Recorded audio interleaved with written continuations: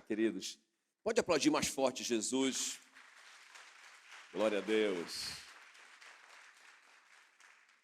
Muito bem, vamos orar pela revelação da palavra. Eu estava pensando, quando eu estava ali ouvindo o louvor, quando Jesus aproximou dos discípulos na estrada de Emaús, falando com eles a palavra, e a Bíblia diz que os olhos deles estavam como que fechados, e eles não conseguiam perceber que era Jesus e nem perceber a palavra de Deus. Mas quando Jesus, no final ali, reparte o pão, a Bíblia diz que os olhos deles se abriram e eles perceberam que era Jesus. Então, a minha oração agora é que você perceba Jesus, que você ouça a palavra. Quando nós repartirmos o pão, que a palavra é o pão da vida, você compreenda que Jesus está falando no seu coração. Feche esses olhos e comece a orar. Essa é uma oração pessoal. Essa é uma oração que você clama: Senhor, abre os olhos do meu entendimento. Senhor, me dá revelação, me dá revelação. As coisas encobertas pertencem ao Senhor nosso Deus, mas as reveladas pertencem a nós. Comece a orar por revelação agora. O Espírito Santo fala no nosso coração. Senhor, nós queremos repartir Tua palavra, repartir o pão da vida nessa manhã. Senhor, enquanto nós repartimos o pão da vida, que é Jesus, que é a palavra, sejam abertos os nossos olhos, sejam abertos os nossos ouvidos. Declaramos em nome de Jesus: Efatá, abre-te ouvido espiritual, em nome de Jesus. Nós declaramos, Senhor, vista aos cegos. Jesus é o mesmo ontem, hoje e será eternamente. O mesmo Jesus que dava vista aos cegos, que curava os surdos. Senhor, faz isso agora de forma espiritual, para que todos nós possamos receber a Tua gloriosa palavra, compreendermos no nosso espírito a Tua palavra, porque a Tua própria palavra diz que as coisas espirituais só se discernem espiritualmente. Tua palavra diz que o homem natural é incapaz de compreender as coisas espirituais. Por isso nós clamamos em nome de Jesus, Senhor, pelo espírito de sabedoria e de revelação, no pleno conhecimento de Deus. Em nome de Jesus, amém. Antes de sentar, dá mais uma salva de palmas para Jesus. Glória a Deus. Pode sentar. Muito bom dia a todos, graça e paz. Eu quero ler um texto com vocês, em Mateus, no capítulo 27. Mateus 27, ok? A partir do versículo 50. E eu quero que você preste muita atenção na leitura e também nessa introdução, para que você possa receber a palavra, ok? Conecta com Deus agora, não distraia. Diz assim, Mateus 27, 50.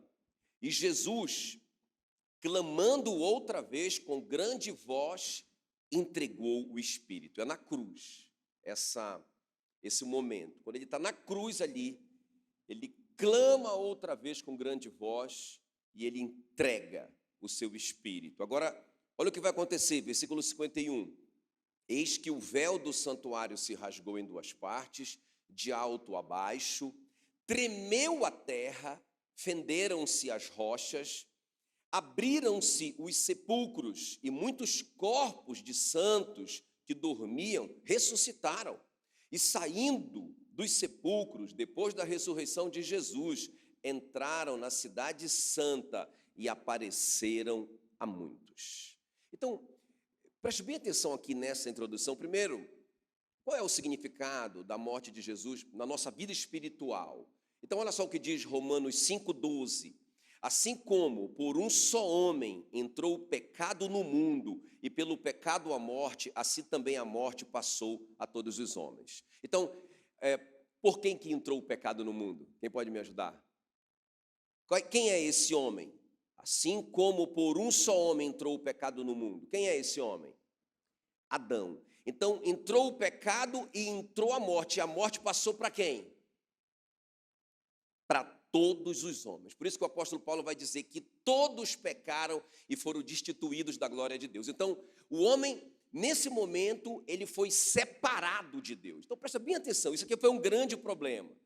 Um grande problema. O homem está separado de Deus. Não porque Deus quer, mas porque Deus Deus, por causa do pecado, foi separado. Olha o que diz Isaías 59:1. A mão do Senhor não está encolhida, Ele quer nos abençoar e nos receber, nem surdo o seu ouvido para não ouvir, mas as vossas iniquidades fazem separação entre vós e o vosso Deus. Então, olha só, irmãos, o homem está separado de Deus. Foi isso que aconteceu.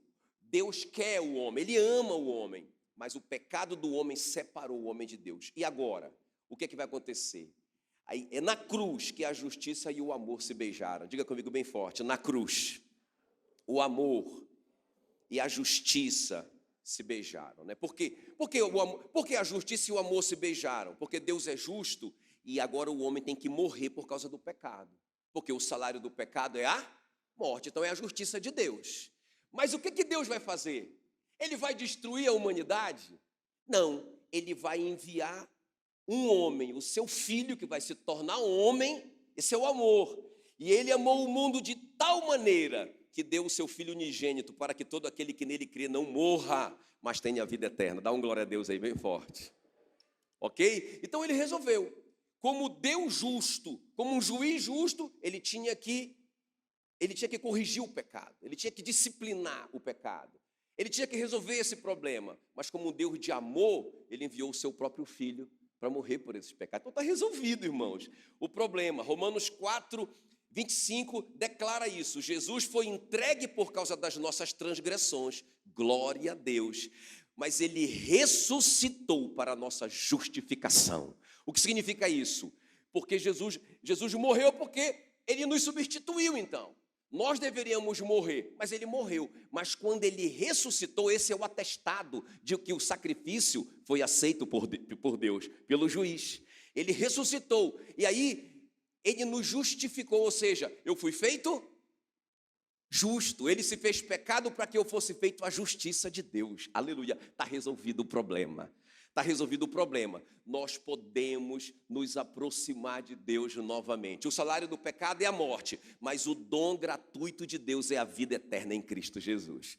Problema resolvido. Então, essa é a consequência da morte de Jesus na nossa vida espiritual. Eu resumi o evangelho para vocês. Você foi justificado. Diante de Deus, você é a própria justiça. O seu pecado terrível, mas cabeludo, foi pago por Jesus na cruz. Aleluia!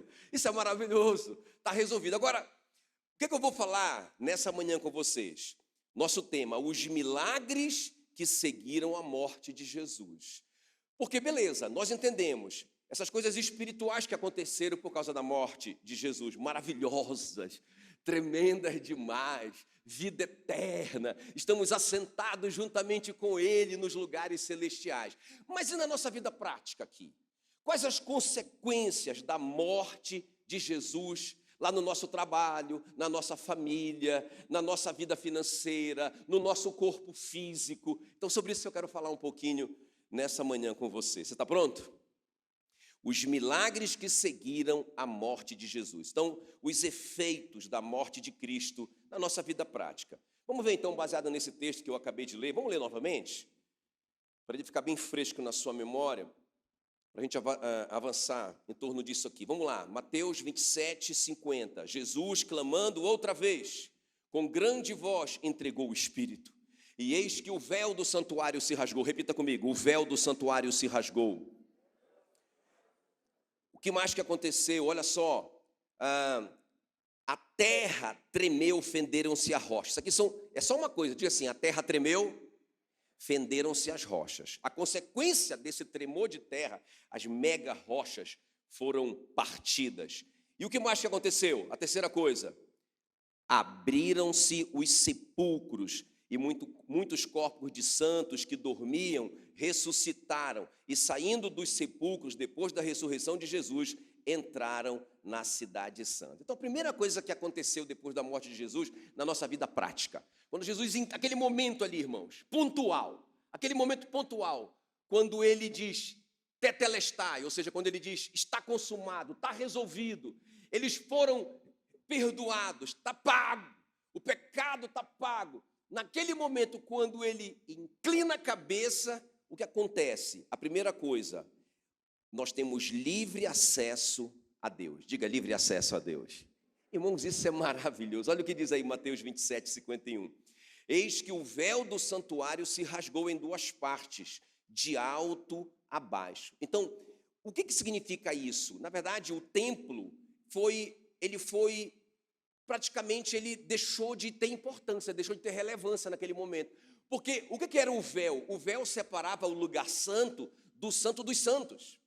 Ali no Santo dos Santos, Deus se manifestava em cima da tampa da Arca da Aliança, que era chamada de propiciatório, uma vez por ano. Um homem apenas, um sumo sacerdote apenas, uma vez por ano, entrava na presença de Deus. Irmãos, isso era pura misericórdia e graça, porque, na verdade, o homem estava completamente separado de Deus pelo pecado. Quem está me entendendo? Nós entendemos isso no começo. Completamente, todos pecaram. Então, aquele sumo sacerdote fazia parte desse todos. E Deus permitia que uma vez por ano, um homem se aproximasse dele. Muita graça, muita misericórdia. E quando Jesus morre na cruz, quando ele entrega o Espírito, quando ele inclina a cabeça, o véu do templo é rasgado de alto a baixo, dizendo que foi Deus que rasgou e não o homem. Ele rasgou, não tem mais essa. Qualquer um que crê pode entrar na presença de Deus a hora que ele quiser. Diga glória a Jesus. Isso é muito tremendo, né? É por isso que Jesus diz: eu sou o caminho, ou seja, a minha carne é o caminho. Quando eu morro, então o véu é rasgado e vocês podem entrar na presença de Deus a hora que vocês quiserem. Os obstáculos foram eliminados, o céu está aberto a todos os que creem. Aleluia! O véu do templo foi rasgado. Irmão, como que eu aplico isso na minha vida prática? Qual a relevância disso na minha vida prática? Irmãos, olha só. A Bíblia diz em Deuteronômio 29:29, que as coisas encobertas pertencem ao Senhor nosso Deus, porém, as reveladas nos pertencem a nós, aos nossos filhos para sempre. Todos nós precisamos de um GPS na nossa vida. Nós precisamos tomar decisões, nós precisamos ir na direção certa. Nós precisamos descobrir o propósito de Deus para a nossa vida, irmãos. Eu vejo muito crente ainda andando, rodando em círculo. Ele não sabe o propósito de Deus para a vida dele, né? Até que aquele filme, um filmete que o Bevere tem, o John Bevere, que mostra o cara lá, ele é um pastor. Aí ele vai apresentar agora as obras dele diante de Deus. Aí ele chega ali diante de Deus, e aí Deus manda chamá-lo e fala assim mesmo: doutor fulano de tal, é ele, o pastor. Aí ele diz: tem algum engano, eu não sou doutor, eu sou um pastor. Mas você foi feito para ser um médico, e através do seu trabalho você influenciaria uma nação, era essa a sua missão. Quer dizer, o cara foi um grande pastor, mas não foi para isso que Deus fez ele. E ele vai falando vários casos de pessoas que erraram ali. Irmãos, nós precisamos saber o que nós estamos fazendo aqui. E isso é uma coisa encoberta. Isso é um segredo de Deus. Mas eu quero te dizer uma coisa, você tem acesso a isso. Não tem mais véu, o véu foi rasgado de alto a baixo. Você pode entrar a hora que você quiser e descobrir o propósito de Deus para a sua vida, a direção de Deus para a sua vida. Se você fica nessa cidade, se você sai dela, se você vai para outro país, aonde que Deus quer que você seja plantado, só Deus tem essa resposta e você tem acesso a Ele. Diga glória a Jesus. Olha o que diz Hebreus 4,16, eu quero que vocês me acompanhem. Hebreus 4,16 diz: acheguemo-nos, portanto, confiadamente. Não cheguei, sabe, eu vejo muito crente: eu sei que eu não mereço, eu sei que eu sou um pecador miserável, eu sei que, como que eu vou chegar na presença de Deus? Isso é mentira do diabo.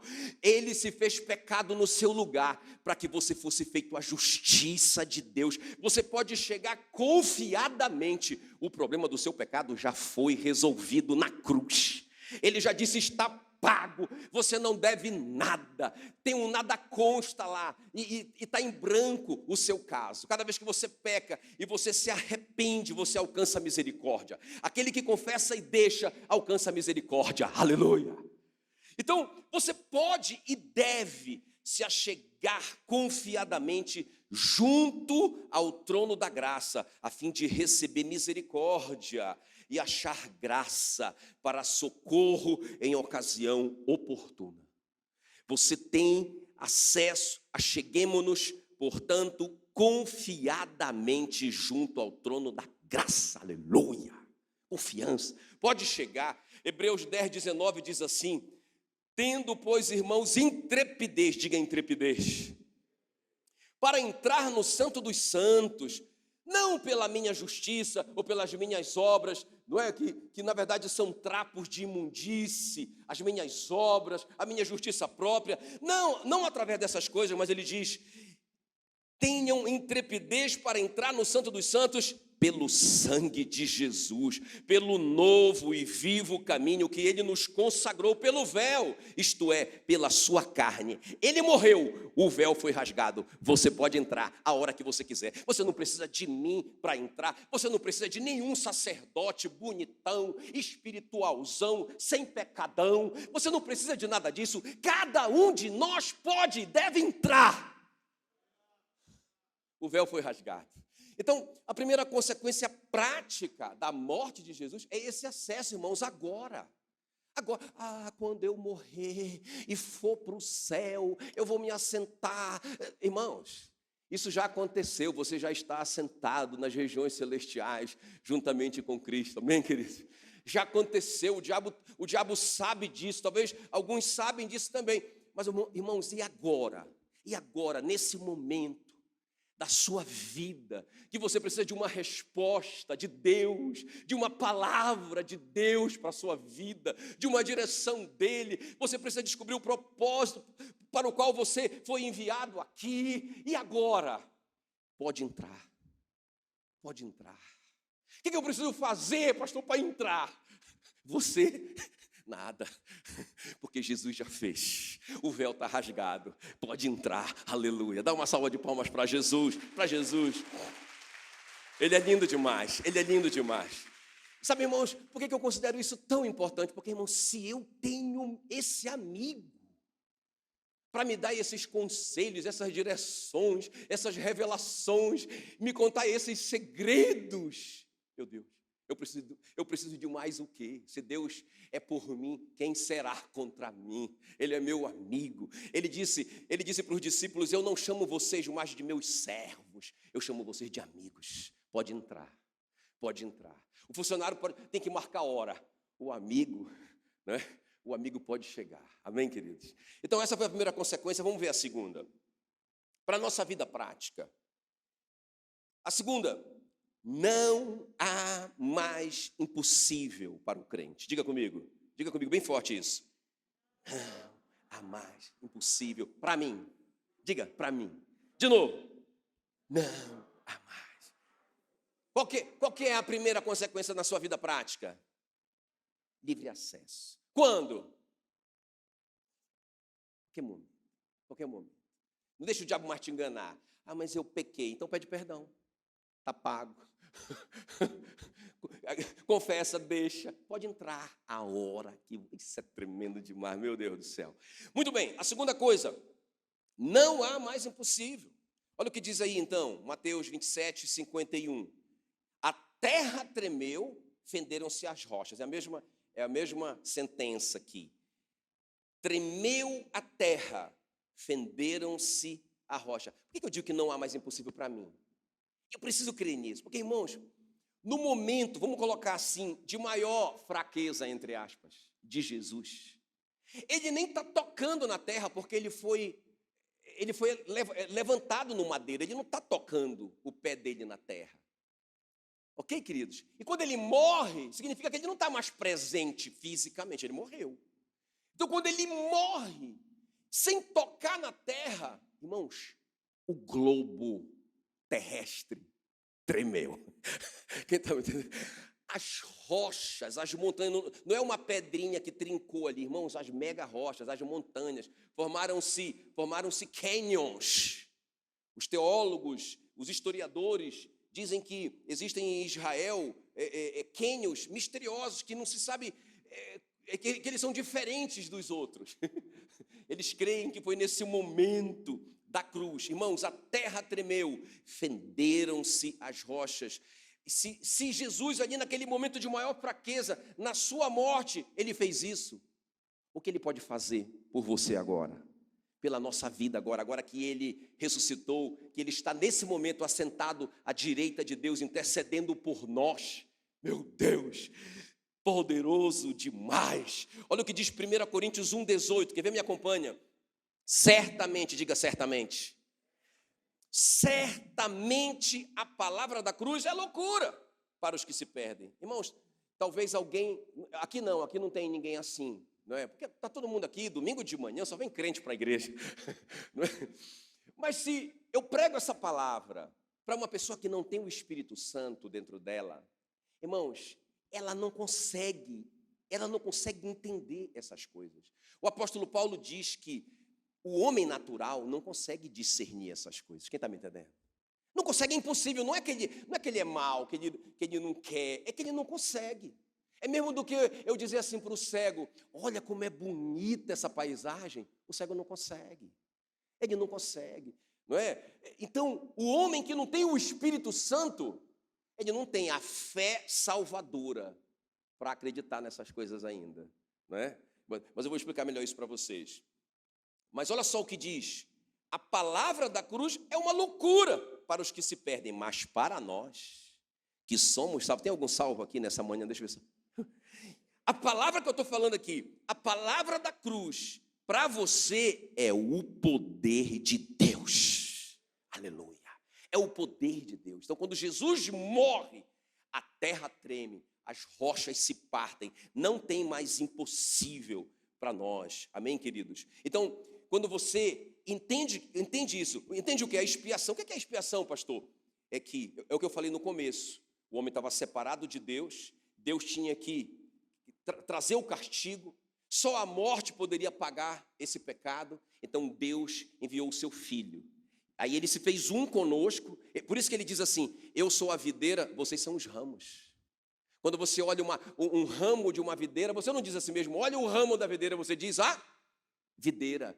Jesus se tornou um conosco, agora sim, ele morre juntamente conosco, ok, queridos? Ele ressuscita conosco, ele está sentado juntamente conosco nos lugares celestiais. Quando você ouve isso, você sabe isso, lembra que eu falei na semana passada? Saber, crer, confessar e agir de acordo. Quem está me entendendo?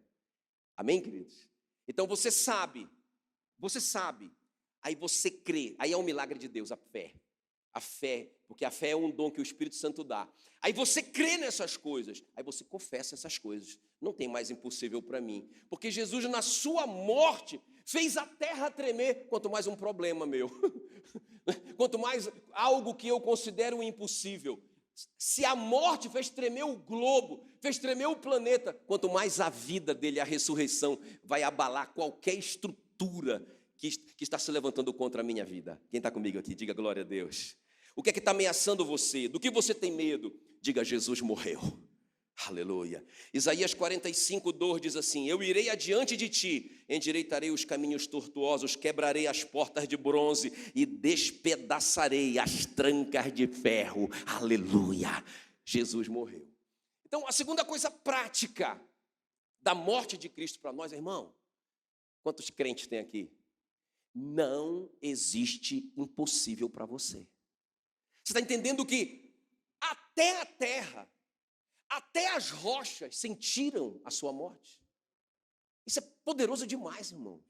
Isso é poderoso demais. Ah, pastor, aquela pessoa é muito dura, ela nunca vai acreditar no evangelho. Irmãos, não existe isso. Se a rocha sentiu, não é? Jesus disse: olha, se os discípulos não falarem, não clamarem, essas rochas vão clamar por eles. Elas vão crer por eles, não é? Então, irmãos, é muito poderoso isso. Não tem mais impossível. Jesus morreu, aleluia. E a última coisa aqui para a gente orar. Qual que é a primeira coisa? Dá um grito aí. Livre acesso. Quando? Sempre. Qual que é a segunda coisa? Não tem impossível. Ele morre no momento de maior fraqueza, o globo treme, as rochas que eram inabaláveis se partem. Não tem impossível para nós, porque ele está vivo agora, ele pode fazer coisas muito maiores do que essas. Agora, em terceiro lugar, o poder da ressurreição foi liberado sobre o crente. Eu quero terminar com isso. Olha o que diz aí Mateus, eu quero que você preste bem atenção. Mateus 27, 52 e 53, que nós acabamos de ler, eu vou reler. Diz assim, olha: partiram-se os sepulcros. Então a terra tremeu. Primeiro, o véu do templo foi rasgado. A terra tremeu e partiram-se as rochas. E olha o que vai acontecer agora. Partiram-se os sepulcros. E muitos corpos de santos que dormiam ressuscitaram. Saindo dos sepulcros, depois da ressurreição de Jesus, entraram na cidade santa e apareceram a muitos. Então, é interessante que essa última parte aqui, primeiro reparte-se, os sepulcros se abrem. O que significa isso? O pecado é exposto, não é? A morte é exposta. Imagina aquelas caveiras ali, os sepulcros tudo aberto e a morte. Alguns talvez morreram há muito tempo, talvez alguns morreram recentemente. Tinha podridão ali ainda. Quem está me entendendo? Então, a primeira coisa que acontece quando Jesus morre, o pecado é exposto. Olha o que diz Efésios 2:1. Nós estávamos mortos nos nossos pecados e delitos. Então, quando Jesus morreu ali, quando ele declarou está pago, que ele inclinou a cabeça, os sepulcros se abriram e a morte apareceu. O pecado foi revelado. Mas não somente isso, porque parece que tem um segundo momento, que é após a ressurreição dele. Então, quando ele morre, os sepulcros se abrem. Mas quando ele ressuscita, versículo 52, a partir do versículo 52, muitos corpos de santos que dormiam ressuscitaram. Então o que acontece, irmãos? O que acontece? O que aconteceu comigo? O que aconteceu com você? Eu te contei minha história, né? Eu estava numa overdose de cocaína, morrendo ali, talvez tendo uma parada cardíaca, não é? E aí eu tive assim, um pesadelo, uma alucinação, que eu estava preso numa caverna. E aquela caverna cheirava muito mal, era um lugar terrível. Eu estava sozinho, na minha casa, me drogando. E naquele momento ali, no desespero de tentar sair da cela, eu clamei por Jesus. Naquela visão, naquela, alucinação, eu só vou saber disso direito no céu. E aquela cela se abriu e eu saí da casa. Quando eu saí da casa, eu estava completamente sóbrio. Completamente sóbrio. Irmãos, aquilo ali foi algo muito, muito incrível. E aí eu fiquei com medo de voltar para dentro da casa. Fiquei com medo, pavor. Medo do diabo, medo de morrer. Alguns amigos meus tinham morrido de overdose. Alguns amigos meus estavam loucos de tanta cocaína, tanta droga. Louco, perdido, louco. Andava nu na rua. E naquele dia, eu fui para a igreja da minha mãe. Corri para a igreja da minha mãe. E quando eu cheguei lá, eu cheguei na hora do apelo. E o pastor fazendo o apelo, o pastor Josué Benson fazendo o apelo. E eu fui desesperado para Jesus. Irmãos, esse é o novo nascimento. Você está morto no seu pecado e delito. Aí Jesus morreu. Os sepulcros se partiram, a morte foi exposta, o pecado foi exposto. A podridão veio para fora. Mas não aconteceu nada ainda, porque ele ainda não ressuscitou. Quando ele ressuscita, eu acredito assim que aconteceu ali. Leia o texto. Quando ele morre, os sepulcros se partem. Aí quando ele ressuscita, aí alguns corpos de pessoas que já tinham morrido, alguns santos, ressuscitaram e apareceram na cidade. Foi depois da ressurreição. Então eu acredito que quando ele morreu, aqueles sepulcros ficaram exalando um mau cheiro por 3 dias. Eu acredito assim. Quem está comigo? Aquilo incomodou a cidade por 3 dias. Aquilo foi terrível, porque teve um grande terremoto, a terra toda tremeu, as montanhas, aquela coisa terrível, mas os sepulcros foram abalados, e aquele mau cheiro na cidade. Mas quando Jesus ressuscitou, olha só, quando ele ressuscitou, houve a ressurreição das pessoas. Nós morremos juntamente com ele e ressuscitamos juntamente com ele. Agora faz sentido. Eles não podiam ressuscitar antes que Jesus ressuscitasse. Então, quando Jesus ressuscitou, eles ressuscitaram. Eles ressuscitaram, o novo nascimento. Então, escuta bem o que eu vou te falar. Você está me ouvindo pregar o evangelho. Estou pregando o evangelho simples aqui. O evangelho. O poder de Deus para a salvação de todo aquele que crê. Você precisa crer.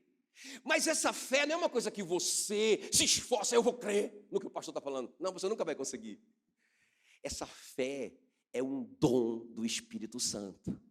Então, o que me pegou naquele dia, que me deixou, que fez eu ter aquela visão, que fez eu ficar com medo, que fez eu pensar na igreja da minha mãe, que fez eu dizer sim, foi o novo nascimento que aconteceu no meu espírito que estava morto. Quem está me entendendo? Foi a regeneração do meu espírito. Aí o meu espírito abriu o olhinho. Estava morto. Agora, com o espírito vivo, o Espírito Santo pode me dar o dom da fé salvadora. Aleluia.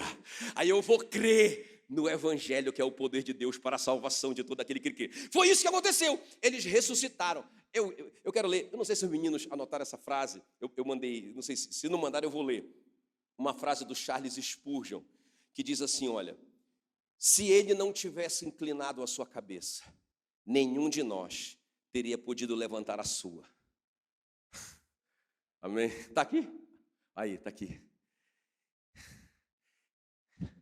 Tetelestai. Está pago. Aleluia. Agora eu posso levantar minha cabeça. Aleluia. Agora, irmãos, escuta bem. Olha o que vai acontecer então. Aqueles sepulcros se partiram, o pecado foi exposto. Quando ele ressuscita, aquelas pessoas ressuscitam. Então vamos ver rapidamente aqui as consequências desse novo nascimento. Aí você vê na sua vida as consequências do novo nascimento. O versículo 53 diz assim: saindo dos sepulcros, depois da ressurreição de Jesus. Diga, depois da ressurreição de Jesus. Eles ressuscitaram junto com Jesus.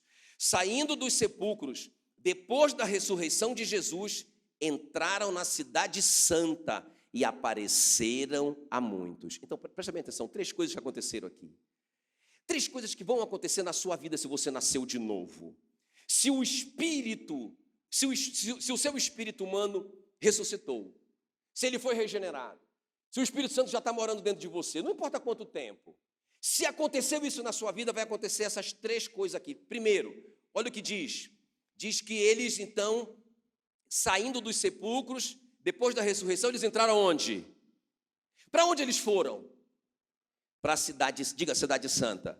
Irmão, isso fala de uma busca pela santidade. Não é? Nós fomos justificados, nós fomos considerados justos, mas a partir de agora, eu não posso viver uma vida, não. Jesus já morreu pelos meus pecados, pelos de agora e pelos do futuro, então eu posso pecar à vontade. Isso não tem sentido, irmão. Se você nasceu de novo, você quer viver uma vida santa. Quem está me entendendo? Né? Alguém falou assim para mim um dia, eu pregando o evangelho da graça, não é?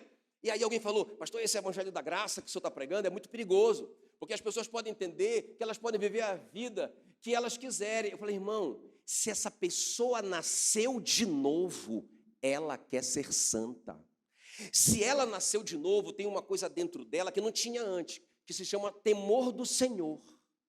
Quando ela se aproxima daquela situação de pecado, o coração dela bate forte, ela fica mal, ela não se sente bem. Um dia um irmão falou assim para mim, pastor, às vezes eu viajo muito, e quando eu estou por aí, às vezes eu entro num quarto de hotel, ligo a televisão, eu vou te confessar uma coisa, às vezes eu penso em pedir o número secreto da televisão, para eu entrar naquele canal proibido.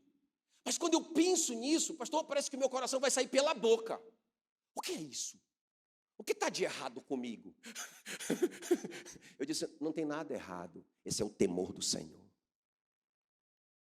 Se o cara tem totalmente liberdade para pecar a hora que ele quiser, isso não incomoda mais ele vai e volta, a hora que ele quer, pensando nisso, não, Jesus já morreu pelos meus pecados. Então, irmãos, olha, é bom ele conversar mais com Deus a respeito do novo nascimento dele.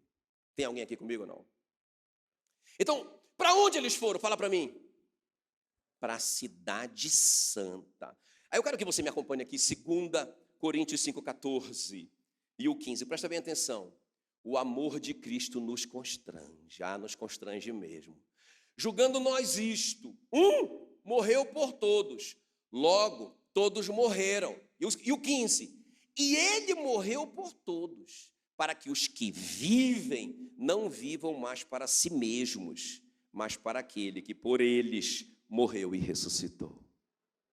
Se você nasceu de novo, tem um desejo dentro de você de viver para Ele, de alegrar o coração dele, de não viver mais só para você, mas viver para agradá-lo. A segunda coisa que acontece aqui, então a primeira coisa que aconteceu na vida dessas pessoas que ressuscitaram, eles foram buscar santidade. A segunda, eles anelaram unir-se ao povo de Deus, eles queriam ir para a cidade santa, aonde estava o templo, onde estava o povo de Deus reunido. É outra coisa que acontece dentro de nós, um desejo de congregarmos. A cruz nos atrai ao corpo de Cristo. Quem está comigo aqui? Irmãos, e ninguém pode fazer parte de Cristo, que é a cabeça, sem fazer parte do seu corpo. A Bíblia diz que a igreja completa Cristo, e Cristo completa todas as coisas. Então, se eu nasci de novo, não só tem dentro de mim o desejo de obedecer, não quer dizer que eu não vou errar, mas quando eu errar, eu vou resolver. Tenho o temor de Deus no meu coração, mas também tenho um desejo de congregar. Sabe, eu vejo Satanás querendo quebrar isso da igreja nos nossos dias. Sabe, uma pregação contra o congregar. Não precisa. Ainda mais agora que está todo mundo, né, acostumado com online. Faça a sua igrejinha lá na sua casa. Não precisa congregar. Isso é mentira do diabo, irmãos.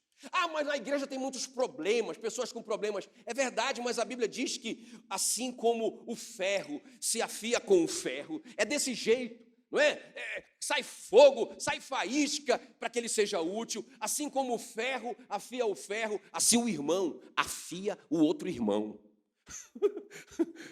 É na igreja que a gente aprende a perdoar.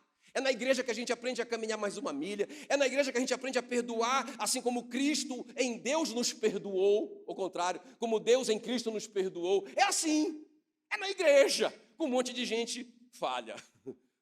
Mas tem um desejo. O apóstolo Paulo declara isso em 2 Coríntios 8:5. Na verdade, ele revelou uma característica da igreja primitiva. Olha como que acontecia lá. Ele disse assim: eles deram-se a si mesmos primeiro ao Senhor. É isso que acontece no novo nascimento. Primeiro eles querem a santidade, primeiro eles querem agradar o Senhor. Depois, a nós, a igreja, as pessoas, uns aos outros, servir uns aos outros, porque isso é a vontade de Deus, está aqui. Você tem esse desejo de participar, de cooperar, de congregar? É porque você nasceu de novo. E a última coisa que acontece, eles foram para a cidade santa, só isso? E apareceram a muitos. Diga, apareceram a muitos. Irmão, se a graça do Senhor nos levanta dos mortos, devemos ser diligentes em mostrar isso para as pessoas. Sabe, esse é o nosso testemunho. Leia João 12. Você vai ver Jesus ali e tem um jantar e o Lázaro está presente. E os fariseus e os perseguidores de Jesus falaram assim: nós temos que matar o Lázaro também, porque as pessoas estão vindo mais para ver o Lázaro do que para ver a Cristo. O testemunho dele da ressurreição, o fato dele ter tido essa nova vida, está atraindo as pessoas para Jesus. Vamos matar o Lázaro também. E sabe, irmãos, se nós nascemos de novo, tem um testemunho, tem uma nova maneira de viver, tem uma mudança radical dentro de nós que deve atrair as pessoas. E nós temos que entrar em crise com relação a isso. Aonde nós estamos, no nosso trabalho, nós temos que pregar o evangelho com ou sem palavras. Talvez as pessoas vendo a nossa maneira de viver, cara, o que aconteceu com esse cara? Esse cara era assim, agora ele é assado. Ele era frito, agora ele é cozido. Ele era miserável, pecador, agora tem uma coisa dentro dele diferente. Esse cara mudou. Eu quero ser como ele é. Ele tinha um casamento destruído, agora ele tem um casamento restaurado. Olha, alguma coisa mudou na vida desse camarada. O que aconteceu quando eles ressuscitaram? Eles foram para a cidade santa buscar santidade. Foram para a cidade santa buscar a comunhão do povo de Deus, o congregar. Que mais? Eles foram para a cidade santa e eles apareceram a muitos. Eles mostraram a nova vida que eles receberam de Deus. Fiquem...